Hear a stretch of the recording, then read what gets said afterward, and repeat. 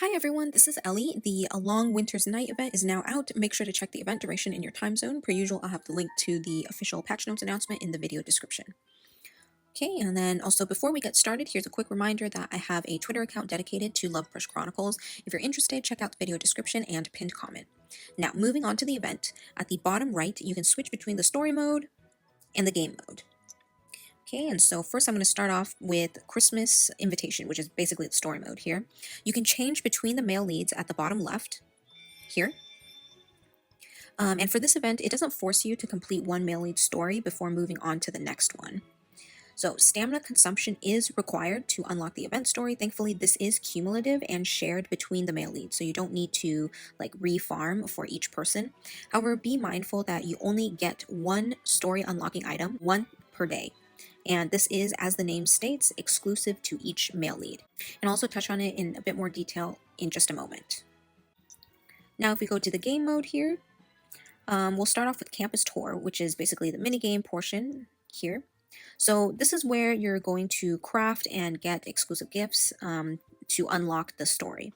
First, you need to complete 3 of these tour quests daily to obtain a gift package.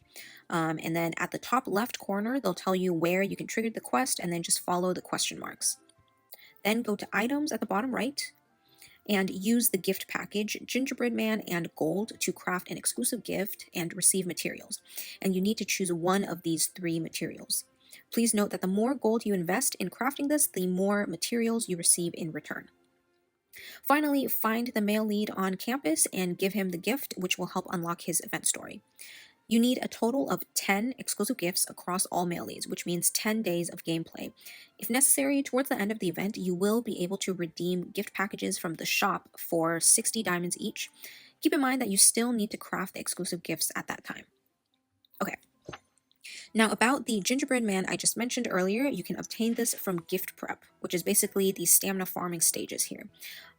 Strictly speaking, there isn't too much farming involved. So how this works is based on the enemies killed, you gain points. And once you hit certain thresholds, you will be rewarded event shop currency. There are 3 different instances this time, and each one drops a different type of currency. So gingerbread man, Christmas Bell, and Candy Cane. Gingerbread Man is the one that is required to craft the exclusive gifts.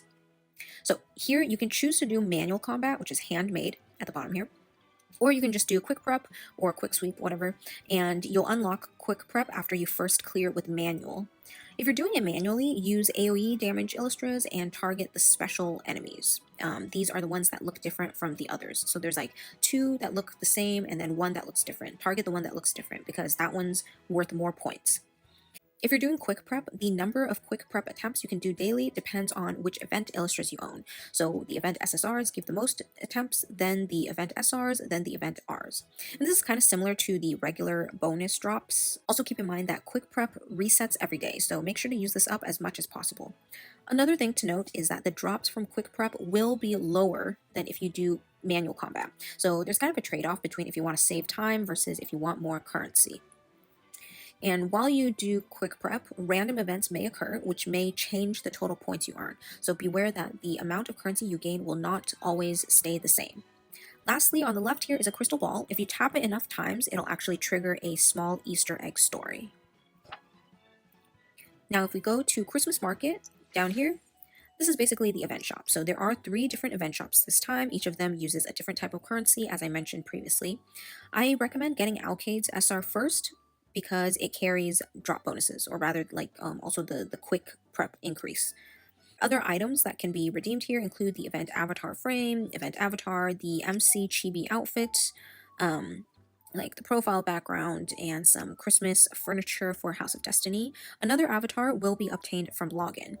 In terms of event shop priority, go for whichever ones you need or want, but Pictura EXP materials are not worth it in the event shop.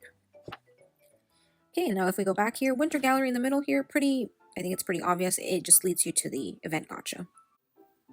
And speaking of the gacha, per usual, we have the rate up choice feature. I already used it here. If you wish for an SR, that one will be guaranteed in the first 10 pull. If you wish for an SSR, it guarantees that the first event SSR you get is the one you choose. And the specific rates are listed in the details up here. So as a reminder, the detailed Illustrator guides for this event are already up on my Notion site, which is linked in the video description and in the pinned comment. Just briefly going over the cards. Ayn SSR is a very useful support that provides team-wide invincibility, high single-target defense down, and the ult heals itself depending on the amount of ult damage done and the ult level, obviously. It already performs well at low ult level, but if you have extra enlightenments, you can consider feeding it to like ult level 3 or 4. Cael's SSR is a solid AoE damage dealer that has somewhat useful but unreliable skills, which includes like a probability to incapacitate all enemies with probability to provide resurrection to 1 Illustra. And then for the ult, for every enemy defeated by the ult, it will return ult charge. This Illustra is extremely reliant on ult levels, and if you're feeding it enlightenments, you need to go all the way to ult 6.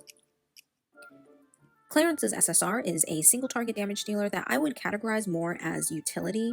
Notably, the ult is single target damage that ignores enemy invincibility and dodge. If the enemy's HP is less than a certain percentage, it will clear its ult gauge. The ult effect is quite good, it's just kind of a shame that it's single target. Also, if you have Surging Warmth, this Illustra is lower priority for you. So in general, in terms of pull recommendation, I strongly suggest Ayn SSR. It provides strong team-wide utility and has great survivability itself. Sometimes this card ends up being the only one left on the battlefield. If you've been bothered by how fast Blood Moon Crown dies, this new Ayn SSR is a perfect fit. If you're lacking AoE damage, you can consider Cael's, although I need to emphasize that this Cael card is extremely reliant on ult levels. Clarence's card is a nice to have if you don't have Surging Warmth and don't mind the single target ult effect. And with all that said, please check out the detailed Illustra guides and SSR planning guides on my Notion site. In terms of the Pictura, the 3-star Pictura is not increased initial ult charge, so from a combat standpoint, it's not recommended to pull. Now, before I end the video, I want to mention a few more important points. First of all, make sure to keep an eye out for the in-game mail. We can obtain new Christmas-themed furniture for House of Destiny through the mail, the event shop, which I mentioned earlier, and also furniture packs in the shop. We'll also get holiday messages from the mail leads. And then during Christmas time, so on Christmas Day or around that time, make sure to go to Date to unlock holiday voice lines. Afterwards, you'll also be able to unlock them using 4-leaf clovers. And lastly, magical Halloween illustras, so Alkaid's Stellaris and Lovebrush Waltz, have been added to the standard banner, but be mindful that these are only added to the standard banner and cannot be obtained if you, for example, lose the 70/30 on an event banner. So you can't get spooked by them on event banners. They're only in this permanent banner. Okay, and that'll be all for the video. Make sure to check the pinned comment and please like and subscribe. Also, happy holidays!